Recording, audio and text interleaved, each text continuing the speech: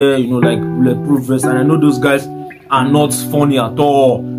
So that was when I just quickly put my car in reverse and tried to escape. And then all of a sudden the guy just opened my door, and my door was open. Unfortunately, I don't know how I managed.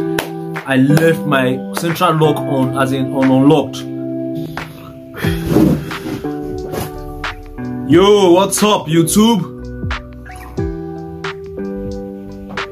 What's happening, all the wonderful boat drivers, passenger, and everybody, tech guys, tech gurus watching this video? You guys are welcome to the Driverpreneur channel, and this is a story time. I'm going to be sharing a story with you guys on how I lost 70,000 naira. I'll be giving you guys details in this video. I lost 70,000 naira in the space of 2 days. It's crazy, man. In 2 days, that's way higher than the minimum wage in the country of Nigeria, which is crazy. It took a lot of effort for me to raise that money with my ride sharing business, and in 2 days that just left my bank account. Yeah, so guys, this is the Driverpreneur channel. In case you've not subscribed to the channel, please kindly subscribe. In this channel, I share my experience as a Lagos state-based rideshare driver. I've been driving in the city of Lagos to raise daily income while I prepare myself, for better opportunities. So please hit on that subscribe button and join the family. And before we continue, please go and follow me on TikTok. Lately, I've been very active on TikTok because I love the creativity the TikTok platform allows me to express in terms of their short videos. And once I hit the recommended number of followers, I'll be going live on TikTok, so I can have, you guys join me on TikTok so we can share ideas together, and, also me as a creator, get to see some of my subscribers show appreciation. So please go to TikTok and follow me at it's the Driverpreneur1. So I'll be putting the link to my channel on TikTok on the comments and the description of this video. I'll also see if I can put it in my about page, that's my bio page on YouTube. So please take 1 minute, just 1 second, and go and hit on the follow. I have amazing content there. You can go and check it out. I have some content where I pass message in a very funny way, content where I pass message in a very emotional, and just go check it out and you see what I'm talking about. So please remember to hit that follow button. I'm currently at about almost 200. I need to get 1,000 so I can go live. So please rush to TikTok and follow me. So yes, to our story time, how I lost 70,000 naira, 2 days driving ride sharing. Yeah, so today is Friday. I don't know if I'll be able to post this video this same day, but today I'm making this video on a Friday, 19th of May 2023. So I went out, the usual now. After dropping my daughter at school, I decided to go out at about almost 8 o'clock. I did some couple of trips within Ikeja. Then I got a trip from Surulere. I eventually got to Surulere. Then I got a trip from Surulere going to Yaba. And I want you guys to always listen to your intuition. Listen to when your spirit tells you something, do not push it aside. It's always a very gentle, small voice that tell you that. It just tell you, why not go through this way? But it just tell you, why not go home and rest? Just pay attention to it. You will hear it. So I took this woman from Surulere. She said she was going to Mongori Road in Yaba. I said, okay, cool, good location. So I started the trip, and we started going. You know how Lagos is now, busy, crazy, chaotic. There are some roads that are under construction, and that's why I advise drivers to use Waze. You can report those roads that are under construction. Me as a driver, I know these roads. I've been on the road for a while, so I know some of these roads that have been closed for some time. Some people don't know them and always go through that road and eventually have to turn back. So like I advise her, Ojuelegba is closed. We have to go through Empire Road to connect either Abat Macaulay or Bulitala Mohammed Way, which she said, oh yeah, that she's aware of that road closure. Yeah, so we got to Empire Road, crossing the railway, and I trafficated to the right. because Mongolia Road is just a little bit after Tedosho Market to the left. And then she was like, the woman was like, why not go through about Macaulay? I said, I just feel Mulitala Muhammad will be better since I'm seeing a lot of traffic here. She was like, it's closer if you enter Mongolia. I said, but you know how it is now. Customers, you always, they always like you to go with what they said. So I entered about Macaulay. As I was driving through about Macaulay, I saw a lot of activities. I saw some last mile, I saw VIO, they were apprehending vehicles and all. I actually drove past them when all of a sudden I looked at my side mirror and I saw two of them actually running towards my vehicle. I was like, man, these guys, probably they've seen this woman sitting at the back seat and they know, of course, I'm a rideshare driver and they want to come and ask me for some of their document that is expected of a rideshare driver to have. So I just quickly told the woman, because I'm going to be honest with you guys, I don't have my luxury card. I don't have my luxury card. I actually have it, but it expired some months ago. I've not renewed it. Hacking permits, I've not done it, to be honest. I've not done my hacking permit. And this is an advice: if you do ride sharing, please try to do these documents. Why I neglected doing the hacking permit is that I know the route where these guys stay. Like, I know them. I've passed through so many routes, so I know where they station. I know the places to avoid them. But going forward, I need to put it at priority to go do my hacking permit and my luxury card. So if you're a ride-sharing driver out there in Lagos, please try to do your hacking permit and your luxury. They are all over everywhere right now in Lagos. Like, the hustle right now is intense. They are there to get drivers. So please try to do your hacking permit and your luxury card. So when I saw them running towards me, I said, these guys are coming for hacking permit and luxuries, since they've seen a passenger sitting by at the owner's corner of my vehicle. So I just told the woman, Mama, please, you are my auntie, just in case these guys ask if you are a Uber rider. I'm just saying you are not, I am my auntie. Which she said, okay, no problem. So when they came, they knocked on my door. I wind down for them. They say, the first thing the guy said, it was traffic. There was traffic on that road, so there's no way I would have, escaped or, been able to beat the whole check. So I was like, yes. Then I said, do you know the plate number in your back? It's invalid. I said, yes. Road safety actually informed me about it, and they asked me to go make a replacement, which I am in the process of making a replacement. I just need the amount of money they said I should bring to replace the back plate number. Meanwhile, truly, road safety has actually told me they have accosted me and they're giving me a fine to pay. I paid a fine of 3,000 naira for invalid plate number, which I was advised to go get another one, which I agreed to do. But now, you know how it is, expenses here and there. Sometimes these things keep your mind, and you have, not that this is not priority, it is, but now different other more important things are there knocking on your door. So I said, okay, that I know that I'm going to do it. I was very calm with them, because there's no way.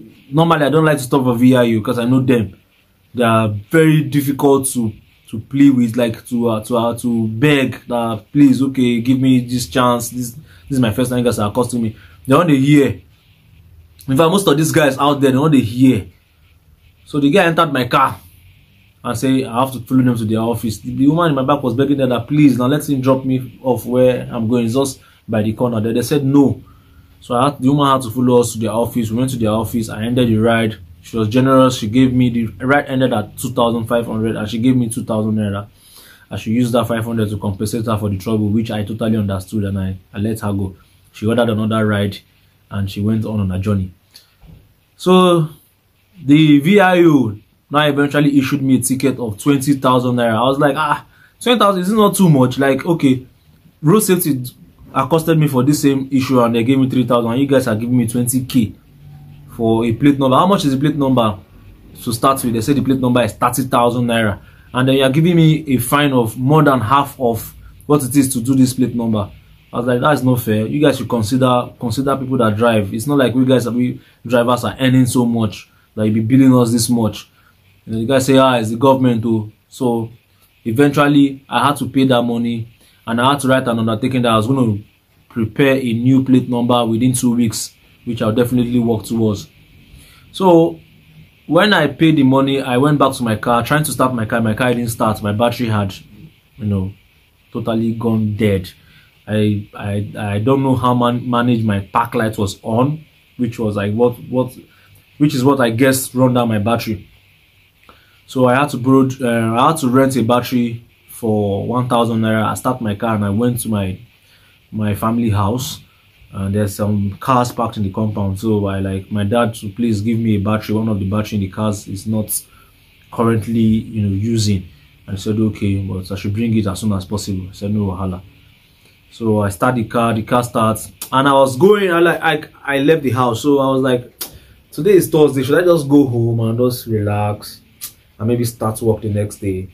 But another thing was like, guy, you just pay 20k, like you are 20k per right now. So just do like that. At that time it was 4 o'clock when I got home.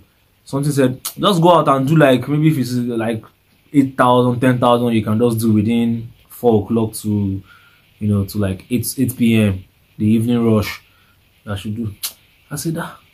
I was feeling so exhausted. I was feeling psychologically tired. I'd be like, okay, let me just do. So as I was driving out, there's this truck pusher that was pushing refuse. The guy just right in front of me. This guy just stumbled with his wheelbarrow. Like, I guess he ran into a stone, because that place was a bit flooded. There was a bit of little pool of water, so he probably ran through a stone under the water. So the guy just right in front of me. The stone held his wheelbarrow, and then the momentum turned him over. He fell into the water. All his trash fell right in front of me. They had to clear the wheelbarrow to the side and the trash. I was like, this thing looks like a signal for me to go home. Why not go home? Something in my mind tell me, guy, go out. Don't be superstitious. Go out. Don't be superstitious because of this small thing. Now you just want close for the day. Meanwhile, you don't pay 20,000 for VI office. Go out, Jerry. So I said, okay, let me go out. So as I was just going, just before I got to my bus stop, I got the trip not far from my place at K2 bus stop. The guy said he was going to Okota Road around Sele. So I said, okay, let's go. I entered my car, started the trip. While we were going, I was on the service lane, because express, there's construction going on the express. So just on Mushin, I don't know if you guys know Lagos. For people that know Lagos very well, Mushin, there's a flyover that connects Isolo and Mushin, where there's Laspo Tech just around the corner, Lagos State Polytechnic around the corner in the Mushin side of the bridge. So on that bridge, people turn to the right, connecting Mushin, while some people continue straight. And then on that same service lane, vehicles are allowed to come one way. So people turning to Mushin, the traffic was high going to Mushin. Meanwhile, the road in front was free. So there's a vehicle, a Mazda in front of me, just pulled, because the Mazda had more opportunity to see the front better than where I'm from. I'm a bit way back. So when the Mazda pulled out from the moving traffic, wanted to connect as if he was going towards Okota Sele Express, I'd be like, okay, front is free. So me myself, I pulled out, and I was driving on that lane where, obstructing the traffic coming from the opposite direction. I believe for that guy to have entered, no vehicle was coming at that time. So when I got to behind the vehicle, I noticed the vehicle has been stopped by some people, some guys wearing mufti. So I look, is these local government boys? What do they want? So I wind down a little bit. They're like, I was talking to them, and I noticed they were with task force, those police guys that wear, like bulletproof vests, and I know those guys are not funny at all. So that was when I just quickly put my car in reverse and tried to, escape. And then all of a sudden, the guy just opened my door, and my door was open. Unfortunately, I don't know how I managed. I left my central lock on, as in on unlocked. It's something I always try to do every time. Once I enter my car and I'm going, I always put it on central lock. Make sure all the doors are locked. If all my doors were locked, I would have, been able to escape that scene. I would have been able to escape that scene. So that's why they opened my door and forcefully stepped on my brake. So I didn't just want to start, dragging and make it escalate. So I just, surrendered and gave them my key. They drove my car to their office. So I'm getting to their office. I was like playing with them, please, what can we do? Because I know how you guys act when it comes to obstruction, and then they were now even charging me with one way. And in my own opinion, that's not one way. That is actually obstruction of traffic. Because that traffic, everybody on that lane is supposed to be going on the direction I'm going. They just allowed cars to come the opposite direction based on some little structural defects and, you know, them not constructing that area very well. You know, so I was telling them this is not one way. This is obstruction of traffic. Eventually, they wrote one way for me, and they told me to go and bring 250,000. I said, where do you want me to see 250k from? Like 250,000. That's not small money. So I was begging them. I said the only thing I can afford here is 30,000. That's when they said no, that they will not take 30,000. They're going to charge me to court, and then I'll end up paying either 250 or they forfeit the vehicle. I'll be like, I cannot afford to forfeit my vehicle. This is the only vehicle I currently have. You know, that was how I was able to bargain after so much plea. I eventually left the car there and went home. So this morning, I just went back there this morning to collect the vehicle. And I paid 50,000 naira for the vehicle to be released to me. I paid 2,500 naira gate pass. And I paid another 500 naira for whatever, I don't know, the person that came to clear off the cars behind me. I gave him another 500 naira. He said I'll pay 500 for him to clear the cars behind me.